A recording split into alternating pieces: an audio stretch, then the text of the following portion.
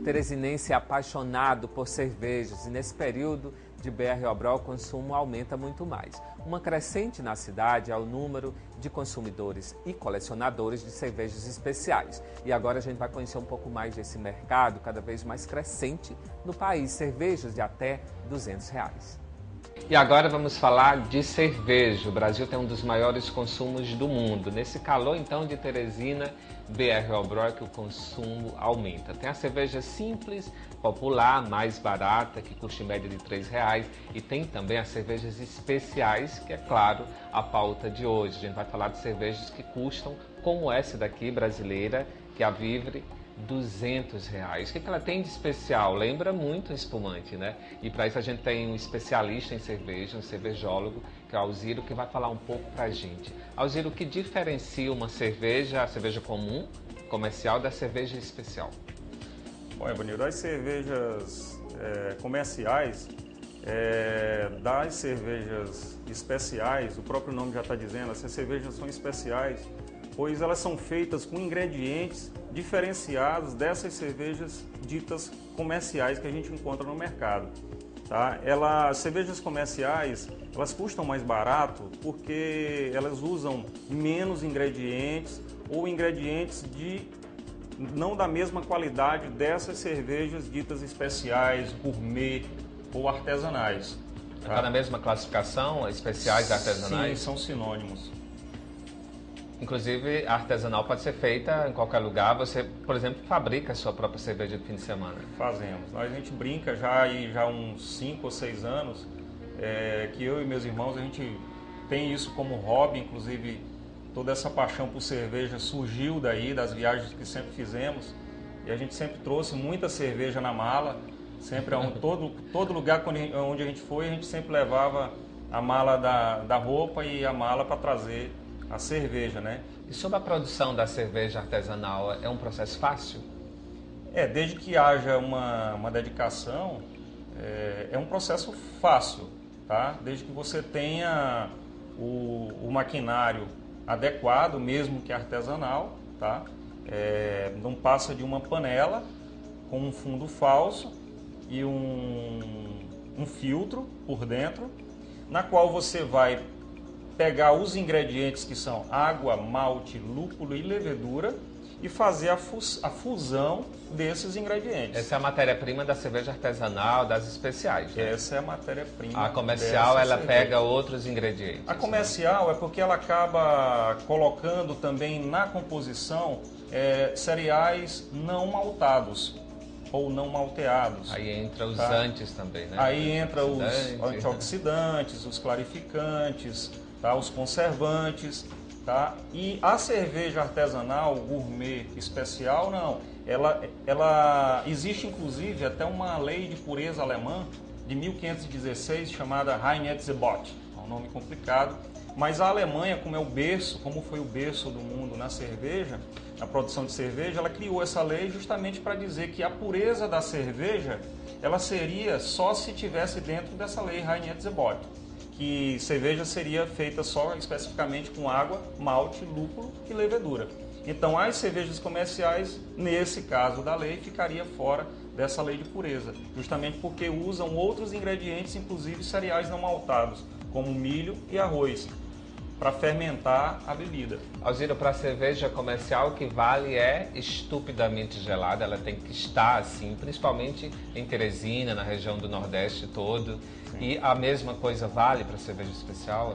É uma obrigação, é uma coisa comum entre todas elas? Veja bem, Rivanildo, nós estamos tratando de cervejas especiais. Quando a gente está falando de cervejas especiais, nós estamos falando de vários estilos de cerveja. Quando a gente pega a cerveja comercial, nós estamos falando simplesmente de uma cerveja do estilo Pilsen. Tá?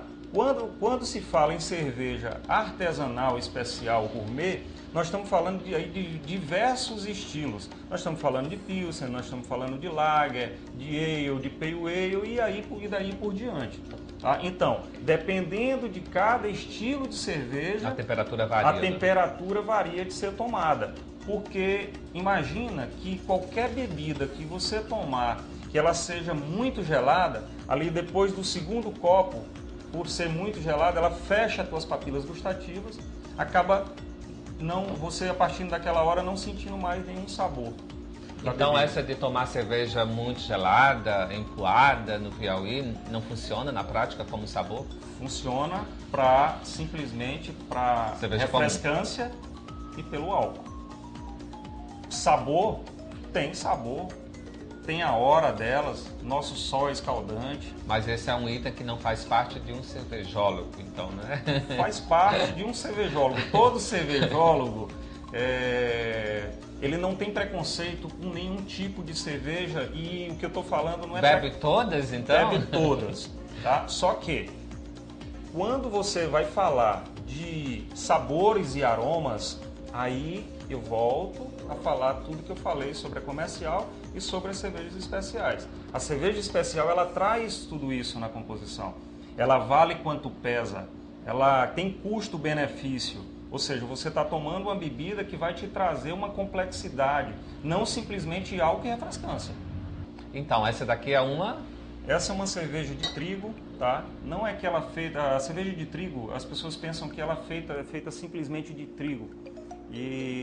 Mas não, ela assim, ela é feita de malte, de cevada, de grão de cevada, que é vamos dizer assim, a parte mais importante de uma cerveja, que vai trazer a mostura da cerveja, e ela é colocada trigo também na composição, grão de trigo também na composição. Quando se vai fazer a cerveja, moe o grão junto, o grão de malte junto com o grão de cevada, dando uma cerveja altamente, com muito sabor, com aroma. Normalmente ela tem a característica de trazer aromas e sabores de banana e cravo. Ah, é? Esse varia assim como o vinho, né? Tem várias leituras, né? De exatamente. Sabores. Você pega esse estilo de cerveja, ela, normalmente todas as marcas, se você pegar, claro que vai ter a peculiaridade de cada marca, mas ela tem a particularidade de trazer notas de cravo e banana. Ah, tá dando água na boca agora. Eu quero ver como é que é essa cerveja. Tá falando tão bem. O engarrafamento também da cerveja especial é diferenciado, né? O design da garrafa, enfim. Outro detalhe da cerveja especial, você vai ver, por exemplo, essa cerveja que eu estou servindo agora, né? Essa cerveja, a segunda fermentação dela é dentro dessa garrafa. Essa daqui é a sua, tá maior, pode botar aqui para mim. Não, eu tô servindo só para você. Só para mim? Olha. Outra característica. E ainda é apreciador, tá vendo? Outra característica da cerveja de trigo é justamente isso. Veja bem, esse é um copo específico, inclusive, da mesma marca. Ou seja, todo o copo só para garrafa, hein? 500 ml, 500 ml. Ave Maria, eu vou ficar bêbado, 500 ml só. Se você prestar atenção, 500 ml está aqui e ainda sobra mais um pouco de copo. É por isso que o copo da cerveja comum é pequeno, está cada vez menor, né? Porque esquenta rápido, né? Exatamente. Vou lhe dar um detalhe. Eu estou sempre mexendo ela aqui porque é uma característica outra da cerveja de trigo. Como ela é engarrafada com a levedura, ela sempre vai ter esse sedimento no fundo. Toda cerveja de trigo tem esse sedimento no fundo. Uma curiosidade, essa garrafa custa quanto no mercado? Em torno de 17 a 20 reais. É um preço mediano em comparação a essa brasileira de 200 reais, não é? Exatamente. E qual a diferença dessa? Essa cerveja aqui, na realidade... Ela lembra espumante, né? Ela tem o modo de fabrico dela é muito delicado. Ela é uma cerveja nacional e ela vai, depois de feita, ela vai nas caves, numa adega subterrânea a 19 graus constante, tá? E a cada dia entra uma pessoa e dá um quarto de volta nela para ela ter uma fermentação toda por igual. Depois de 3 meses nas adegas, ela é aberta novamente, volta para o fermentador e recebe um prime de jabuticaba, porque ela é mineira e a fruta é uma fruta típica de Minas Gerais. Então ela pega esse prime de jabuticaba no fermentador e esse fermentador ele vai decantar. A partir daí, 40% desse fermentador vai ser engarrafado, 60% que está turvo vai pelo ralo. Então imagina que só engarrafar só 40% depois de todo um processo desse, ela custa uma cerveja que tá vendo como cara. Eu não sou um cervejólogo? Se eu fosse, eu já tinha bebido tudo isso ó, enquanto ele falava. Agora eu vou degustar, viu? Fica à vontade, você vai aproveitar aí e degustar uma cerveja de excelente qualidade. O cheiro muito gostoso, né? Também. Já o sabor leve, né? Levezinha. As cervejas de trigo, elas têm essa característica. São as cervejas, inclusive, aqui no Piauí... Qual o teu alcoólico?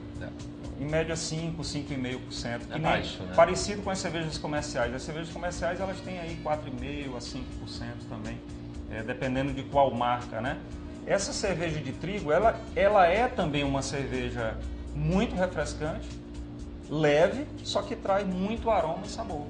Também. Ok, então vamos lá brindar. Cadê a sua cerveja? Eu vou abrir aqui uma cerveja. Também, essa é uma cerveja nacional, bem diferenciada, do estilo ale.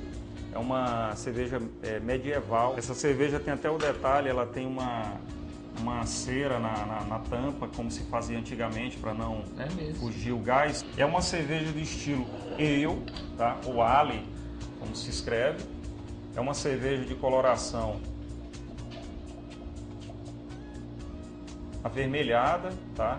Ela tem um teor alcoólico também um pouco maior. A formulação dessas bebidas e os ingredientes, a forma como são feitas, elas normalmente não causam lá esse efeito de ressaca. Claro que tudo em excesso causa, tá? Mas a forma do fabrico é muito especial, ela não traz essa ressaca. No caso, inclusive, o que causa ressaca, fica a dica, inclusive, é falta de água no organismo. Pode beber à vontade e com água concomitantemente, que você vai no outro dia estar zero. Ok, então, obrigado, Alzira. A gente agradece por essa entrevista especial hoje, falando de cervejas especiais. Só lembrando que bebida, todas elas, inclusive a cerveja proibida para menores de 18 anos. A matéria não é nenhuma apologia ao álcool, às drogas. A gente só está falando de coisas diferentes, porque isso é bacana, né?